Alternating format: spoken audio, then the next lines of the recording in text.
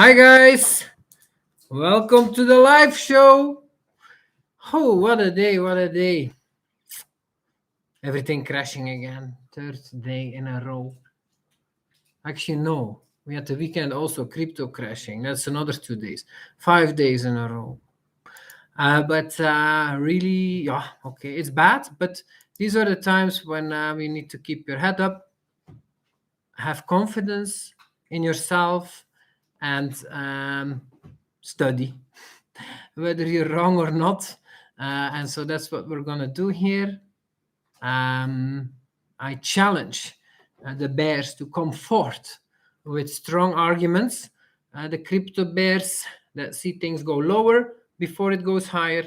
And I challenge the commodity bulls to come forward also and to make their case why they believe commodities will go higher before they go lower again. Because those are the trades I have on, and they have been very painful. Well, commodity sure not so painful. They don't really go up, but they also don't make money.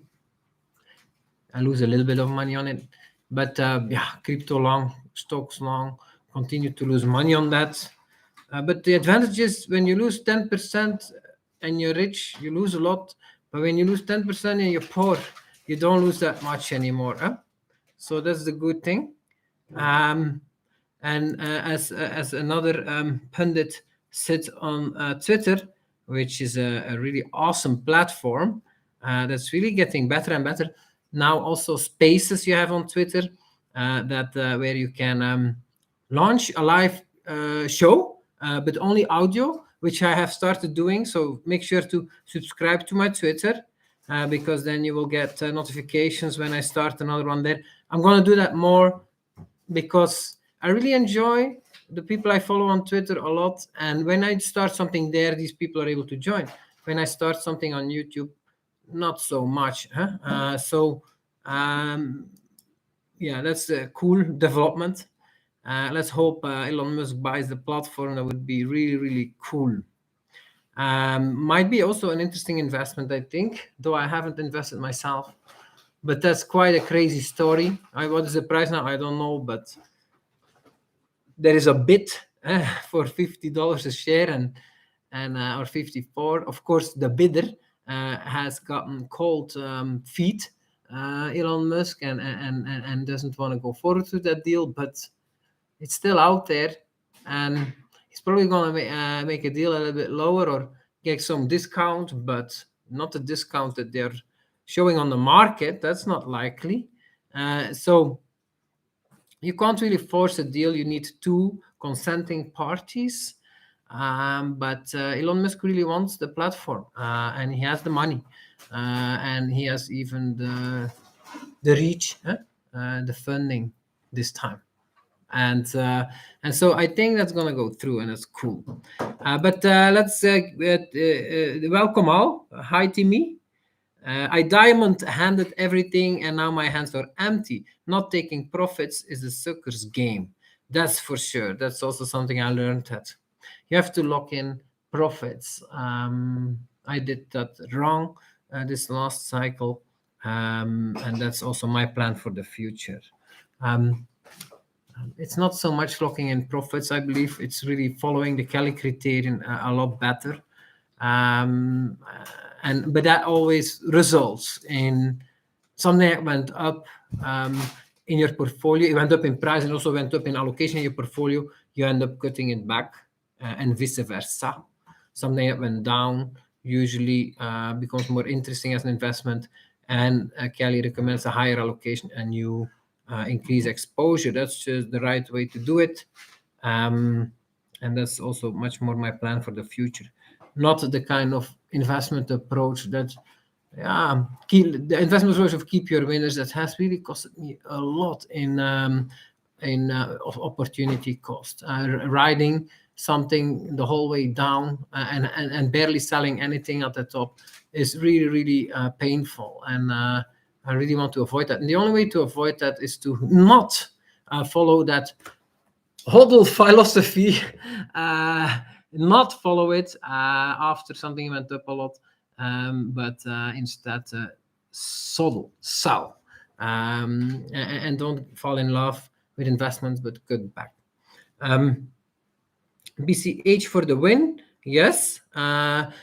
With the scams and imploding, that's to the advantage of a fundamentally good projects like Bitcoin Cash.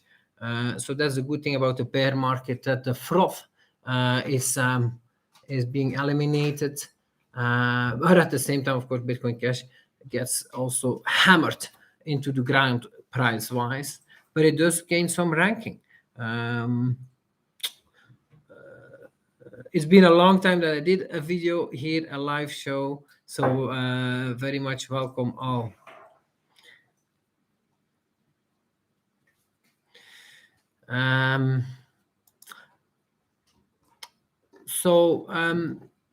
What can I discuss?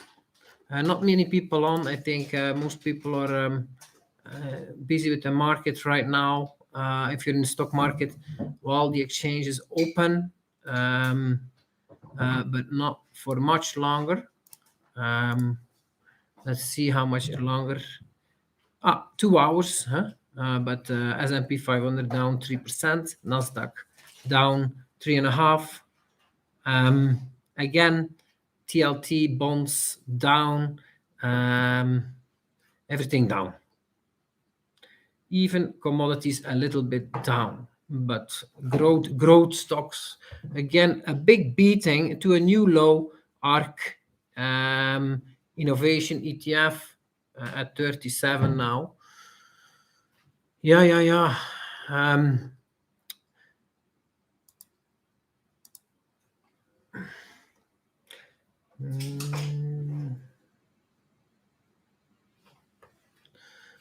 Do you agree with ARK Invest? Asks Timmy. Their prediction for the year 2030 that the market cap will be 10 trillion for, I assume, cryptocurrency. Yes, I certainly do. I'm much more bullish than that. I really believe actually it's likely. No, yeah, it's likely to happen next year, not this year, but next year. Why? Because I believe for the most part, actually, cryptocurrency follows its own cycle. But of course, during severe micro events, all markets are impacted, and also cryptocurrency. But the moment things settle down, cryptocurrency follows its own cycle of fear and greed, of excess, and of depression. Oh, we have a crying baby here. So I think that cryptocurrency is too small to really be part to be part of the other asset classes, their cycle. For example, you have high risk assets such as collector cars or art. When do they pump? They are correlated with the stock exchange, and when the stocks go high, when people feel very rich, and then typically at the end of that cycle, high risk assets such as art or collector cars also go up a lot. And crypto belongs to that category of high risk assets, though that's the case right now, you could say, but it's not really it's not really true, because it's actually, the asset class is not art or collectibles. The asset class is currencies, and actually that asset class exists, but it's a monopolized industry of fiat currencies currently. But that's where cryptocurrencies belong to. It's the asset class of currencies, and but it's such a new, it's such a big expansion of the asset class. Before, it was a monopolized industry. It's comparable to communism, comparing, I don't know, the industry of the energy industry or in communist era with the energy industry in a free market environment. It's not comparable. During the communist times, it's um, it's it's not even valued on the market, and it's very monopolized, centralized, inefficient. And if you want to be served, you have to go stand in line and have the right political connections. And it's not an expanding competitive industry. That's what we have with currencies today. So to break open to a free market is really 100x for the industry, huh? And at least, and that's what's going to happen with currencies and with cryptocurrencies becoming a part of that. But right now, it has its own cycle. The bigger it becomes, the more it becomes part of currencies. Let me look at the questions. Hi guys, so great to see you all here.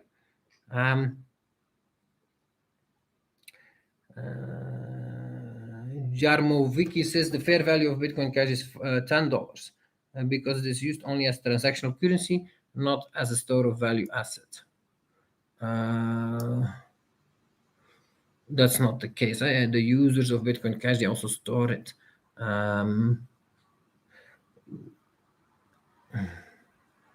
It's been very long since I did a video. Yeah, kids, welcome as well.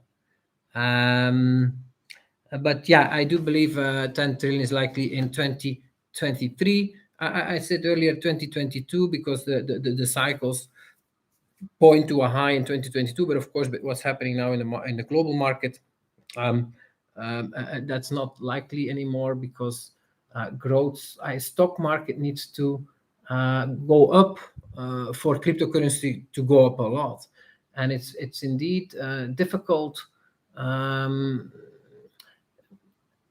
Like I'm much more bullish for crypto than for stocks because I'm not so experienced in the stock market, and so I don't have as much confidence that the low is set for the stock market. There are some indicators that you can say like, oh, okay, the PE ratio is still quite high for stocks, so it needs to correct more, and I really don't have a counter argument to that. But there are many arguments in favor for saying that there is at least a temporary bottom found here for the stock market. But okay, they said that some time ago also, and it wasn't the case. So, but for cryptocurrency, I feel a lot more bullisher and a lot more confident that we're very likely very close to the lows. It's also the case that growth stocks and Nasdaq typically has set its low before the global indexes. The big indexes have set their low, and that's likely the case for cryptocurrency also, that they will find their low before the general stock market finds their low. I feel that we're like there, like, but okay, I could be wrong.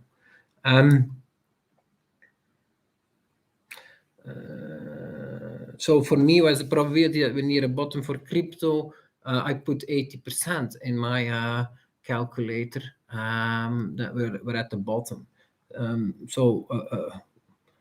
And I don't put 90 because you can't never be too sure of yourself, huh? But yeah. Artist says, Mark, please pause and reflect. Do not go against the trend. Well, this I always get these remarks during the tops of bulls and the bottoms of bears. That's not how I invest. Actually, I feel much more confident when the total market is in either a panic like we see today, or is extremely bullish. Like that, that's actually a much more low risk environment to either go long or short. So I really feel that we're there for crypto and stocks, at least growth stocks. You can invest today, and very likely you're gonna make very good money in the near term, huh? Not in the long term, in the near term, in the short term, already.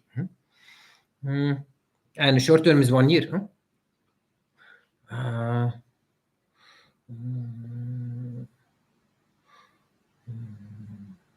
Albert asks, hi, nice to see you. How do you think rising electricity prices will impact crypto? I think it's of no importance. Um, yeah. Um, BTC, of course, rising commodity prices, as we see, freaks out the market and causes stocks to go down, and crypto to go down. That's the case. But I think you're referring more to the mining aspect, and there I don't think it has any influence. I also don't believe that anyway. Um, uh, um, let's see what other questions we have. Or interesting comments.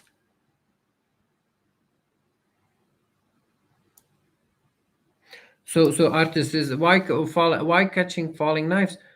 Capitulation can happen. Wait till everything is quiet, boring, and then is a good time to invest. But I don't agree with that, because that's the typical that's the situation in the bear market indeed. But I don't believe we're in a bear market for crypto. I believe we're in a bull market, and it's just a correction. In that case, it can V bottom out very, very aggressively. And as we saw during the COVID crisis with stocks, I believe the same can happen here again with stocks as well as crypto. So, no, I don't think you can have the luxury uh, to, um, uh, to, to wait for confirmation and validation and use a technical analysis approach here. Of course, you can do that if you always apply these kind of strategies and it works for you. That's okay, but that's not my strategy. Yeah.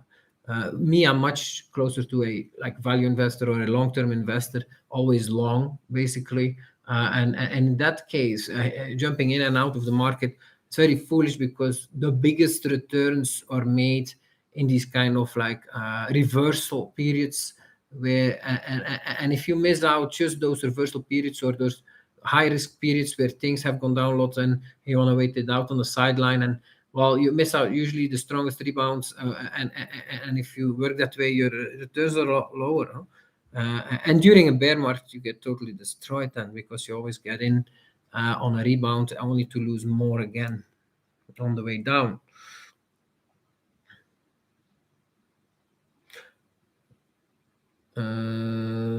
How do you envision Systemi getting to a 10 trillion market cap with the interest rate situation and quantitative tightening? Um, so, yeah, as I shown in the long-term charts, rising interest rates are not a problem. You have bull markets during rising interest rate periods also, um, and they have no effect really on something like cryptocurrency that is like maybe is less than 1% of global assets. But however, rising interest rates are very bad for real estate valuations, of course, and for bond valuations, yeah, but not for cryptocurrency. Mm. How much are we currently undervalued on the Trello trend line? 30%. We are at 1 trillion, 1.6 trillion is the Trello trend line. And so if you do the calculation there, you see that very likely fair valuation, since we're now seriously under it, will not be pulled upwards again. And so it will stay flat. And in 1 year, it will still be 1.60 trillion if you would stay below it around current valuations.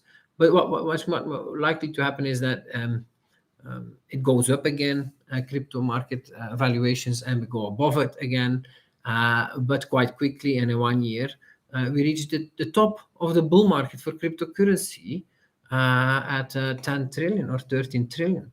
I think that's the most probable scenario. And I know I sound like a totally broken clock here. I said the same a year ago, and I was totally wrong. So my apologies for that.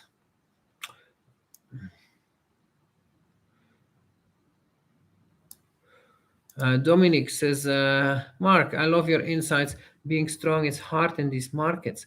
I lost a shit ton of money in this Celsius melt up. I'm so sorry, Dominic, that you lost on Celsius. Um, yeah, yeah, it's very important to study projects before you invest, um, and of course you always take a risk. But in the case of, there's so many projects like Celsius, for example, I studied, and and I decided not to invest because of the founder. Like his track record was not trustworthy enough. The projects that he did in the past, it was not clear that he created value, and that these projects were successful. No, so then I don't do that. It's quite centralized project. And you have to make this. You have to be selective in who you select, what kind of projects you select.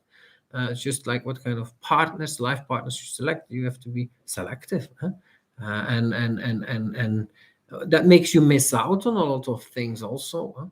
But in times like these, it's very good because there's a very very big difference between losing 100% and losing 90%. From 90% you can fully recover and have a good life, but from 100% you really need, you can go work in McDonald's to recover.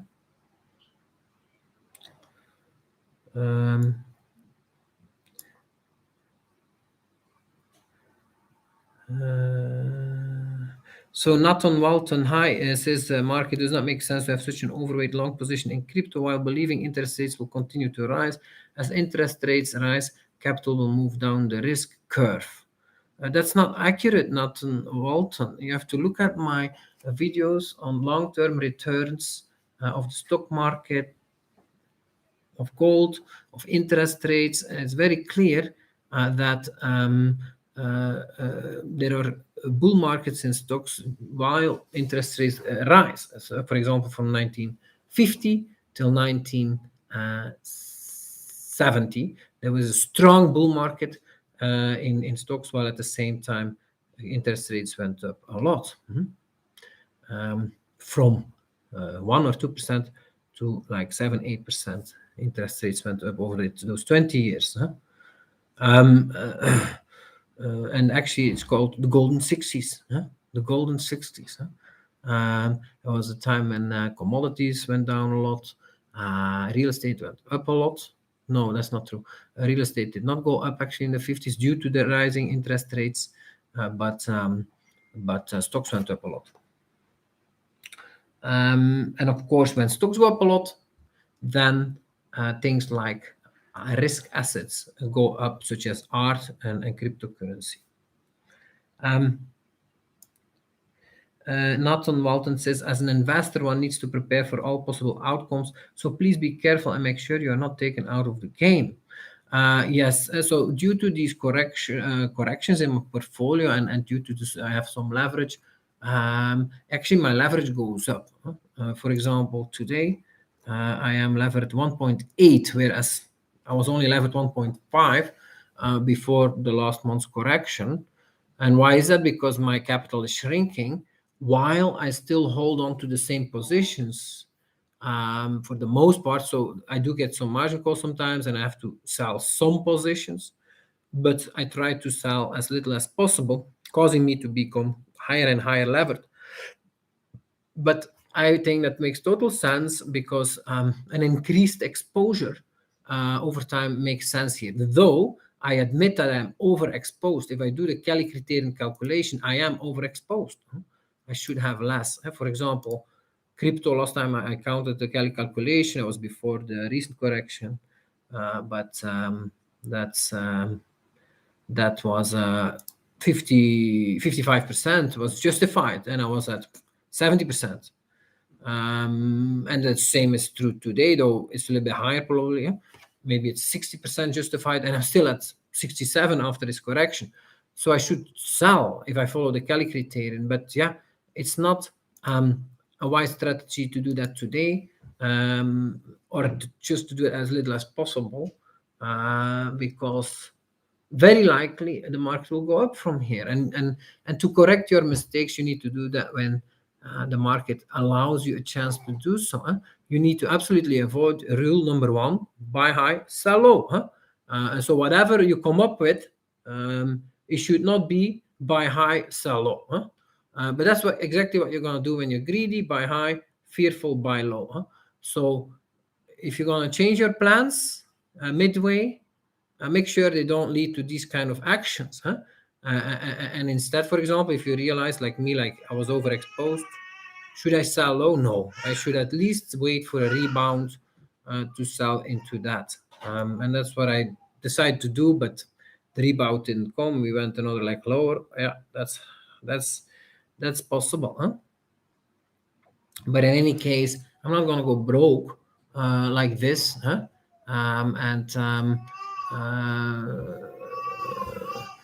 I may continue to lose a lot more, but I also keep my position somewhat in check, and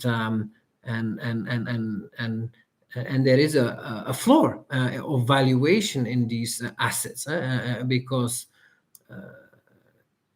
there is, like, you have to look at the amount of money that's circulating in the world. Quantitative tightening is really not when the Fed reduces the amount of money in circulation. As you can see on my historical charts, it's very limited.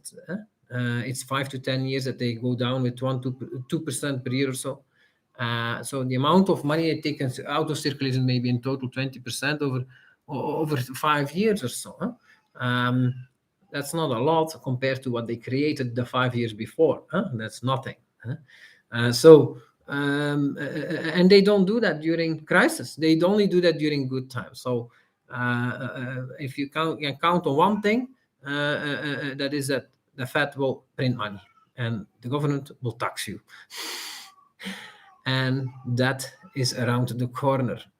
But I don't think you have to fear the Fed that they would cut the amount of money in circulation. There's no historical precedent that they ever did that. The only complaints you hear is that they don't print enough money, and that causes them to, print more.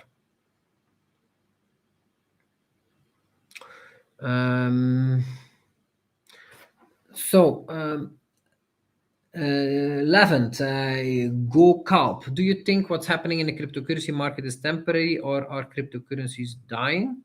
I think it's temporary. Daniel says, I have a beautiful wife. Thank you so much. Timmy, what does your current portfolio look like? And do you tend to make changes to it moving forward?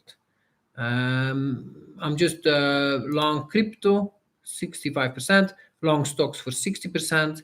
I'm short commodities for 40%. And I have also, I have no cash, and I have also a permanent portfolio of 10%. And so total exposure long is 140%, short is 40%. So I have a total exposure of 180%. That's why I have a leverage of 1.8. The changes I expect to make is improve my short on commodities from just shorting ETFs to buying interesting puts if I can find them and buy them. That's the plan I have. And if also the market would rebound from here, crypto stocks, for a good rebound, for example, from the current 25K to, let's say, 40K for BTC, or growth stocks from, say, plus like 30% or so, then I plan to reduce my exposure, just in case that we're indeed in a worst case scenario situation like 2008, a financial crisis type, or 1930, Great Depression. Like, you never know. The probability is very low, but it is possible. And in that case, of course, markets would go down a lot more, and I would indeed take way too many losses. So I hope to build down my long exposure and also increase my short exposure of commodities to protect myself against such a scenario. But much more likely is that is that actually we found a bottom here, and it's up. And after I sell those positions and I cut back, that will be a loss of opportunity because the market will continue to soar. That's much more likely, I think. Um,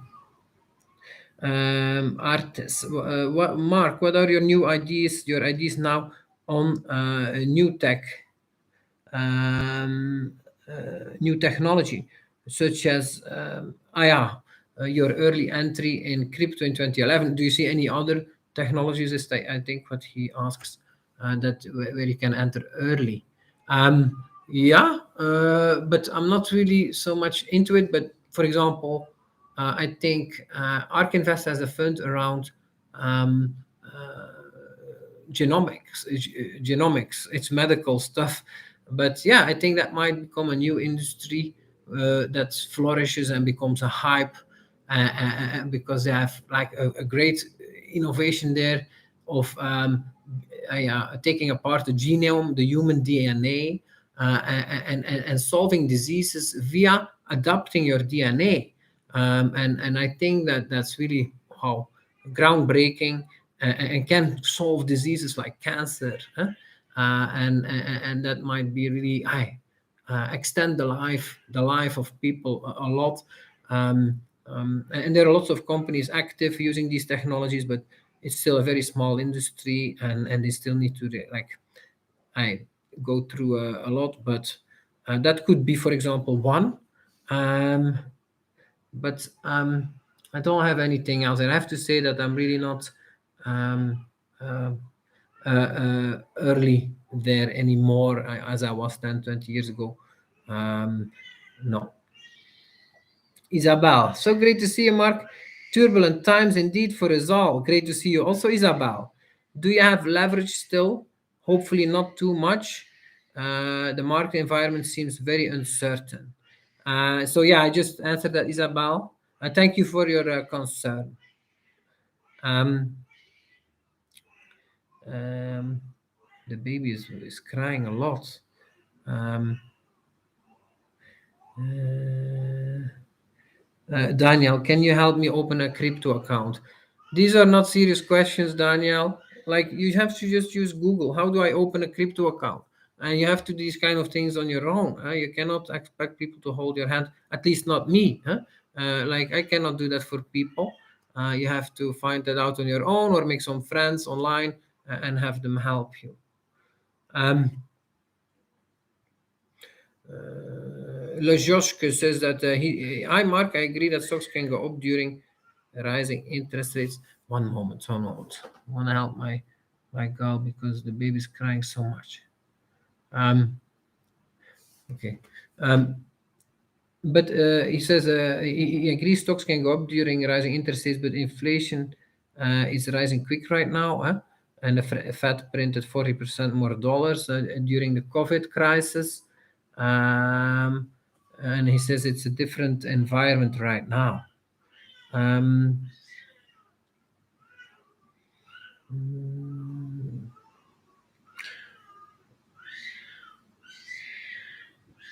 yes.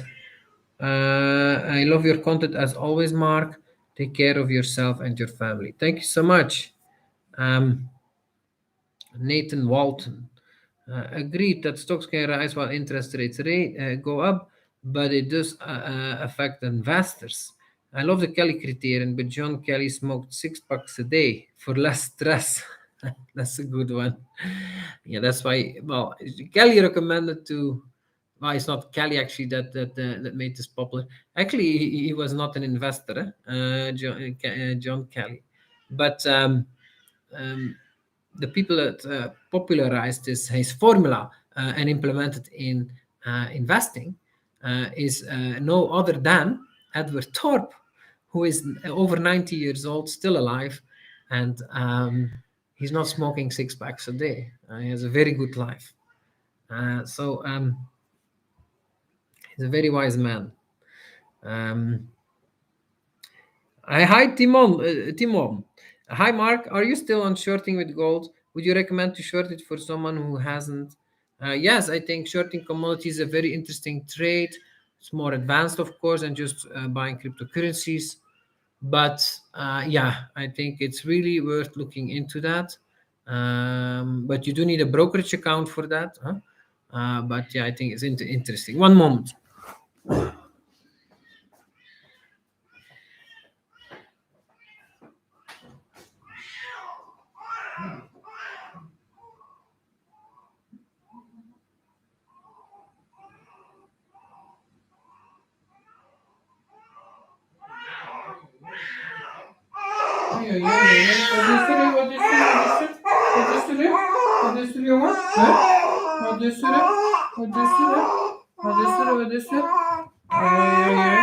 You have a crying baby here. You have a crying baby.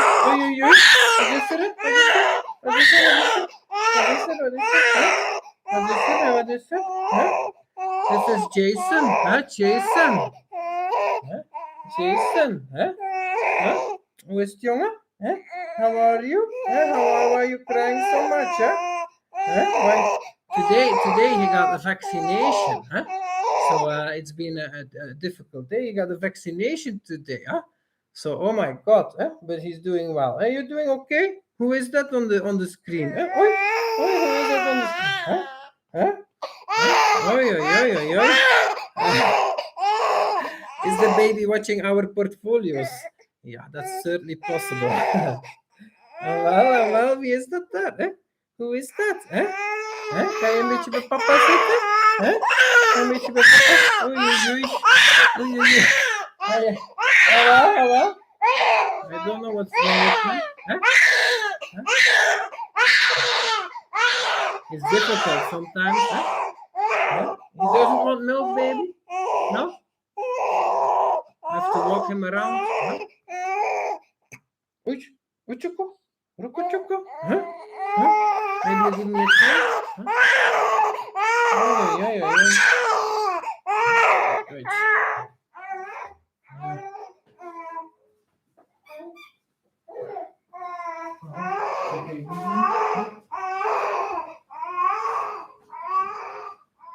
Sorry.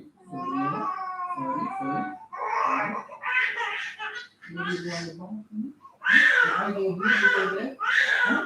Yes, you go here.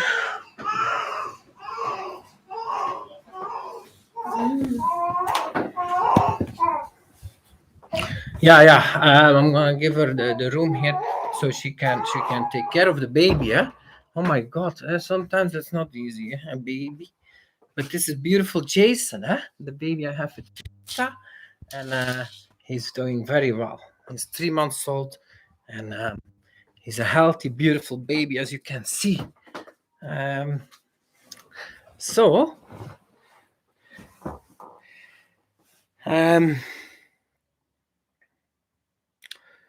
let's go back to the questions here.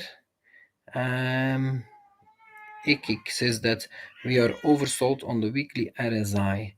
Historically, this has always marked the bottom of a bear market, but it doesn't feel like the bottom. Any thoughts?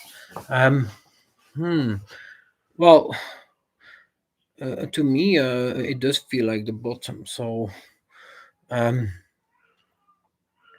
really think that sentiment is overly bearish, and it's not.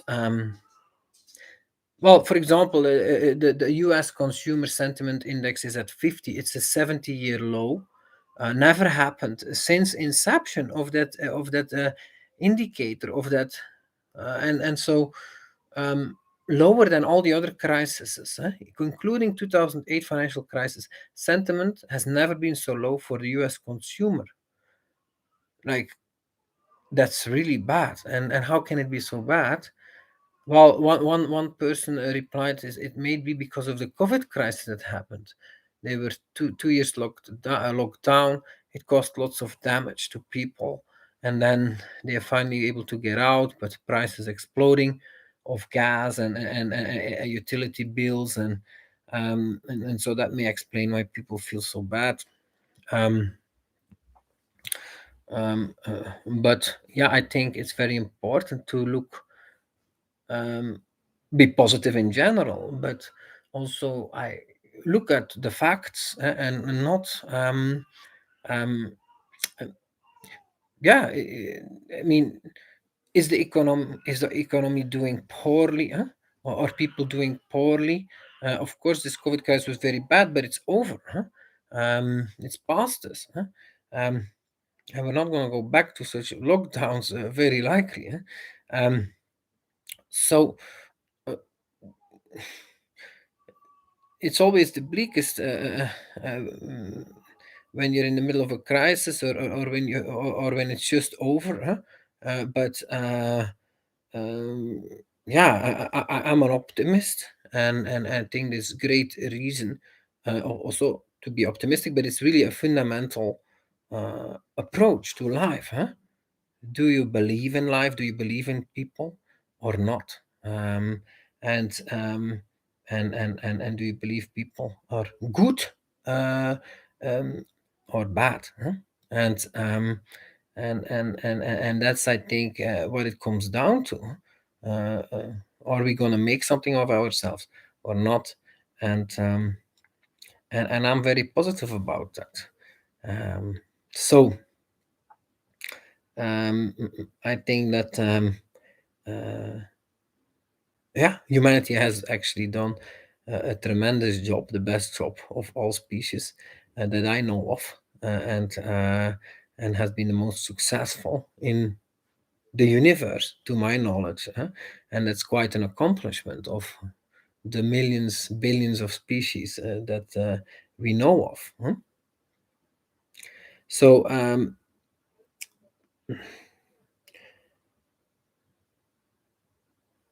what's your perspective, Sistimi, on the quality of life and money? How big a net worth and what possibilities in life do you consider are the baseline for a higher quality of life? That's a good question, Timmy. Um, uh, uh, um, yeah, I think that it's in the choices that you make yourself, and some people, yeah, they are unhappy, and they also end up killing themselves, and you really want to avoid that you feel so unhappy. And how do you do that? I think that you have to a little bit have to have a little bit of balance. Huh? For example, what surprises me is that some people are very, very successful in life as professionals, end up killing themselves. Why? Huh? Um, of course, it can be a disease of depression, but I think what often happens is that people invest too much in one thing and too little in another, huh? And that's having no balance, huh? And that causes, for example, for yeah, you can become very successful professionally if you constantly focus on your career, but it will be at the expense of, for example, your love life, or or your physical health, or your yeah, happiness, or your family life, and all these things, hey, are important also. So you need to, at the right time, balance things, and switch to putting some energy, as I've learned also, and I continue to learn. I've worked too much in the past, and that was also not smart. That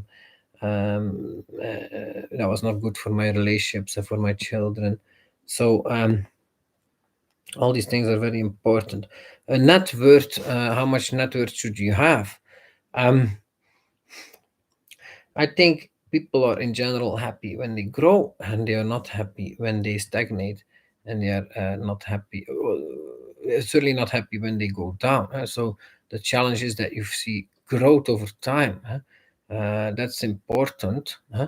But you really have to also, um, yeah, when they beat you down, you have to stand up. You have to fight for yourself. Um, um, you have to have that willpower also. Um, Net worth, yeah, it's relative. I don't think really that is has much impact on your happiness. Yeah, you need to have a certain amount, but after that, you see that many people can be very rich, but they are not happy. Huh? And inversely, you have people that are actually quite poor, but they are happier than many of the rich people. So, um, but on average, I would agree that, of course, the richer you are, the happier you are, huh? And the better a life you have. Um, yeah, but I can't really answer that question well. I put an exact number on it. Mm,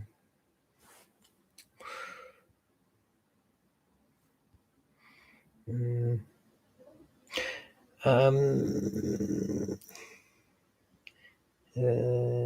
I vaccinate my kiddos. Yes, I do. Yeah, I'm not a fan of the COVID vaccine at all.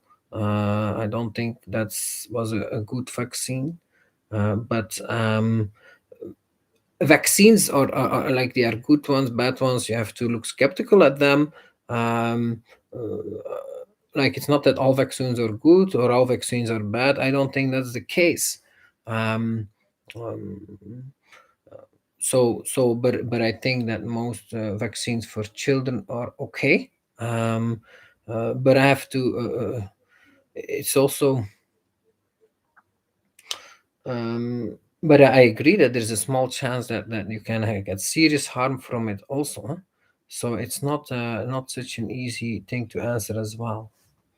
But for example, if you do vaccination, I think it's a good idea to isolate them. Huh? Don't do several vaccinations at the same time because if you have a serious problem suddenly, you don't know which vaccination caused it. So do one vaccination at a time so that at least you're sure if there is a serious problem, which vaccine caused it. That's probably going to be very helpful in trying to resolve the problems if you can. Um, uh,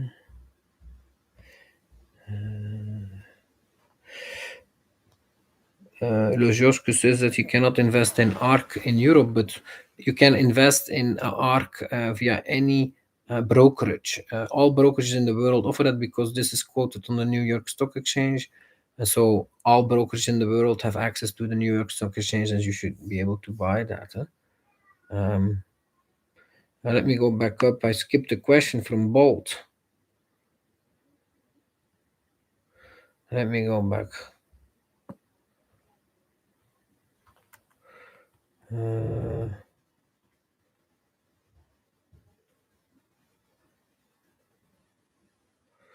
Uh, Timmy asks if I'm investing in altcoins. Actually, I don't invest in BTC, so that's a yes then. I invest in cryptos such as Bitcoin Cash, DPI. I also got a little bit of MVI. DPI is an index of different DeFi protocols. MVI is an index of different metaverse and NFT projects. I think those are interesting investments in the crypto space. Um, so I don't really agree with the narrative that's so popular right now that you should stick to the big ones, BTC or Ethereum. No, no. In fact, I think BTC is very comparable to. I think the risk is really underestimated. Uh, yeah, but okay, I also don't know when if ever valuations will reflect that. But um, um, if you look at the .com bubble, the leaders in the beginning was Netscape, it was AOL, it was Yahoo, and all of these failed. It was the second generation, such as Google, Amazon, that were still very small at the peak of the .com bubble, that actually made it and made it big. So it's really not so. You cannot say like the first ones will take it because of network effects and that's gonna fix everything from them. That's not the case. So I think for me that's clear that BTC will not make it in the long term. Also not thanks to network effects. But I've seen this for 6 years now, and BTC have actually kept its market share very well, even though it has been going down, but it's still actually very high, I think. and my picks, Bitcoin Cash, have really not done well market share wise. So my call still needs to come through there.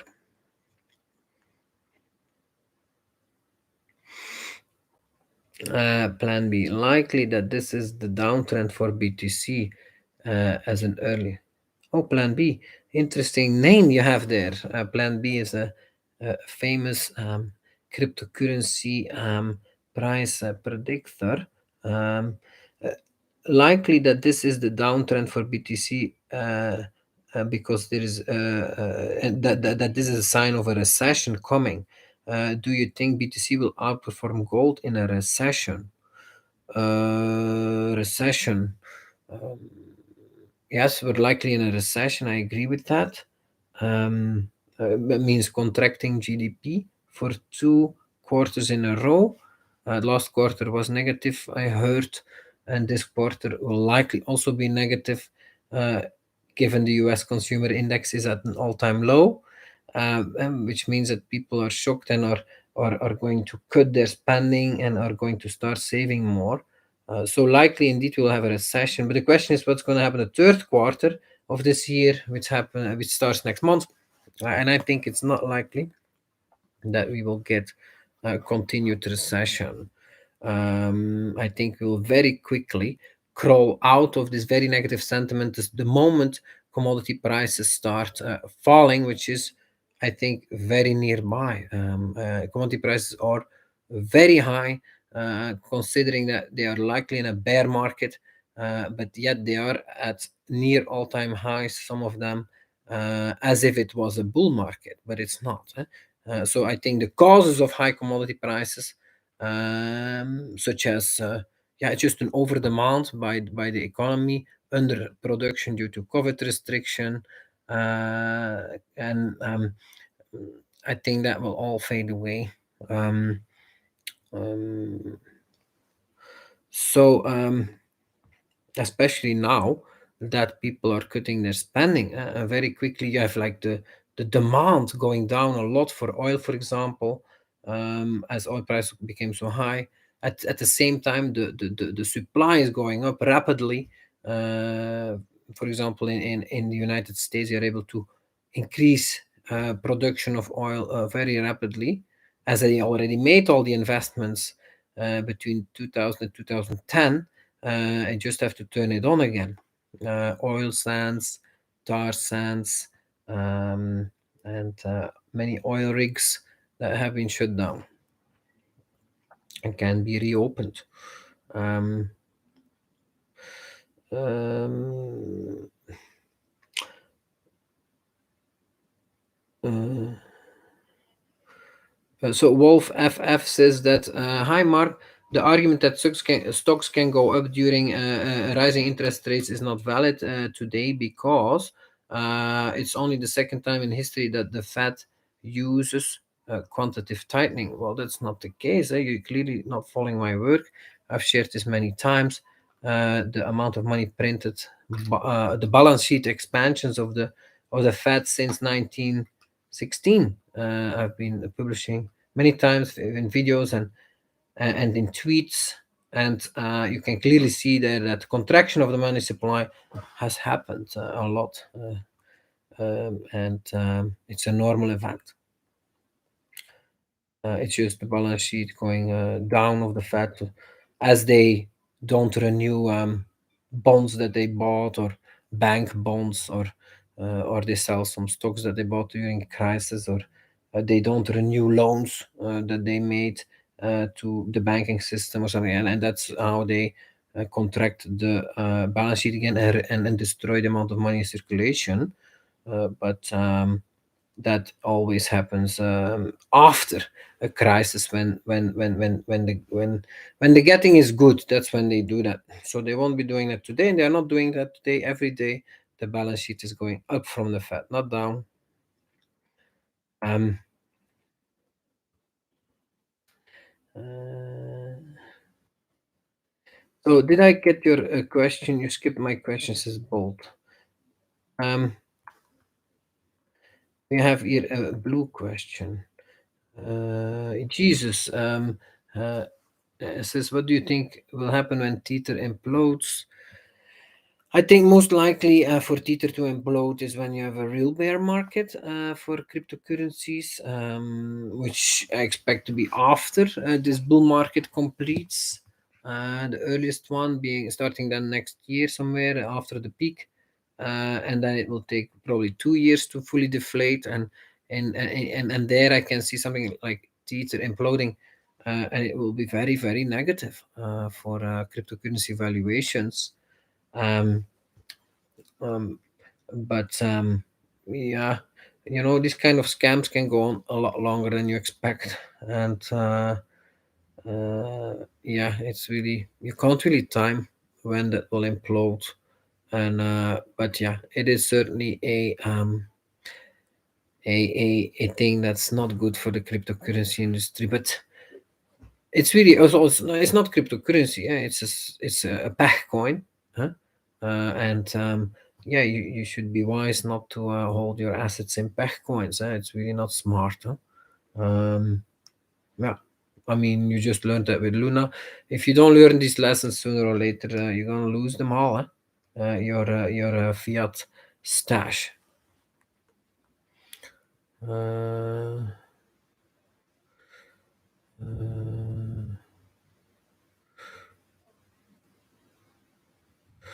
um, yeah.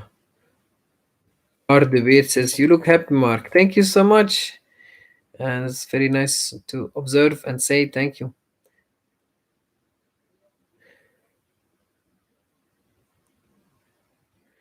Uh,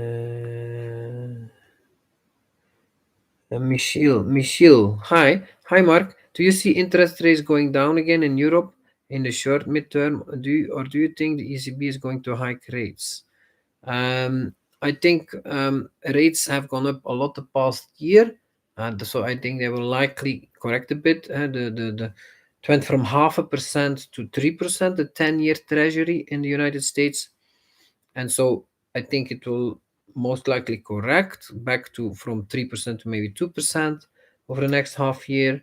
But after that, I think, I mean, or maybe over the next year, because that's a very slow process of that rates rise, huh? And it takes time, and so I think in the long term, let's say in 5 years, 10 years, we will be at average interest rates for the 10-year treasury not of 3 but of 6%, huh? A lot higher, but it takes time to get there. It takes 10 years, maybe even 20 years to get there, huh? It's a slow process. So in the short term, I believe actually interest rates will go down again, um, but in the long term they will go up, and that's the same everywhere in the world, also in Europe. Uh,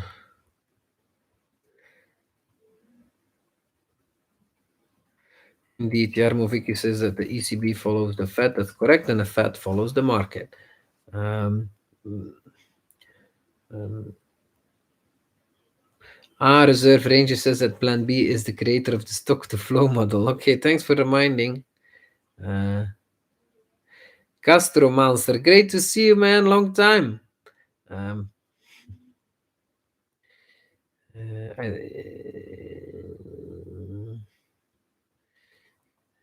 uh,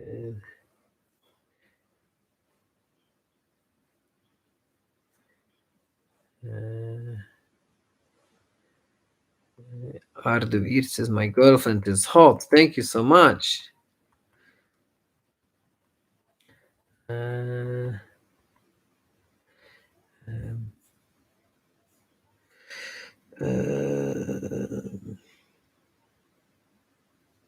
uh, Bolts asked, can you talk about NXT? How did you first hear about it, and what was it like getting those gains? Um, no, actually, NXT, I invest in that, but I really did miss out on the gains. I left it early as the fundamentals worsened. So yeah. Um, um,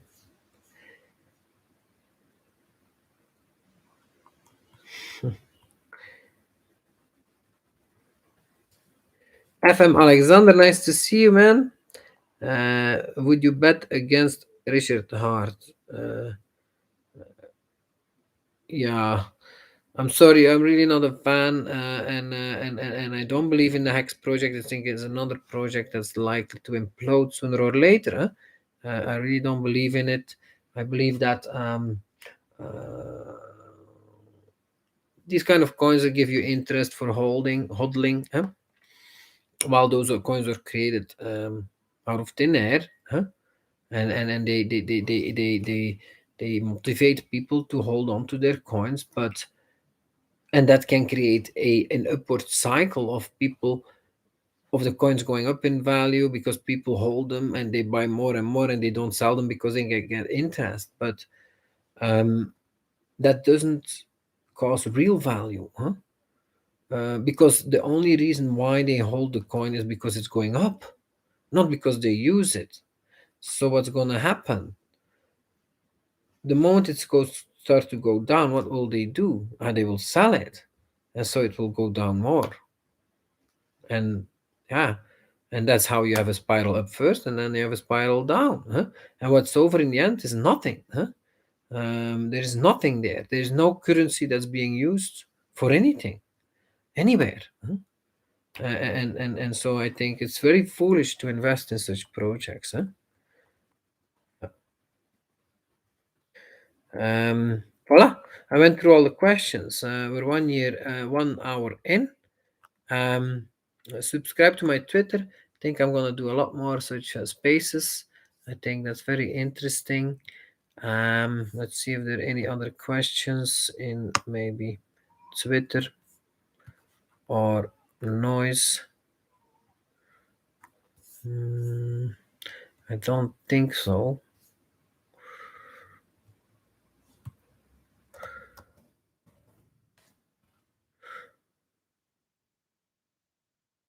Um,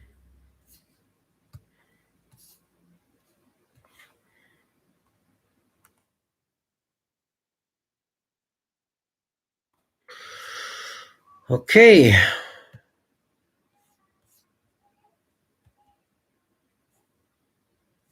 Yeah, I don't think I will do those live streams a lot more. I really invite you to Twitter there.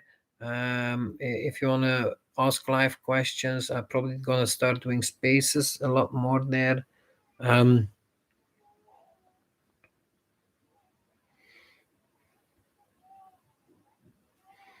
mm,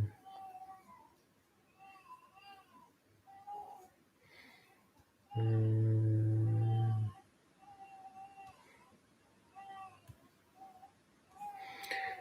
Anything else, guys? Otherwise, I'm closing it down.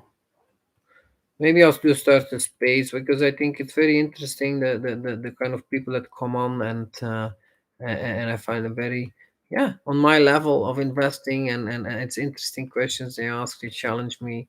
I'm I like that very much.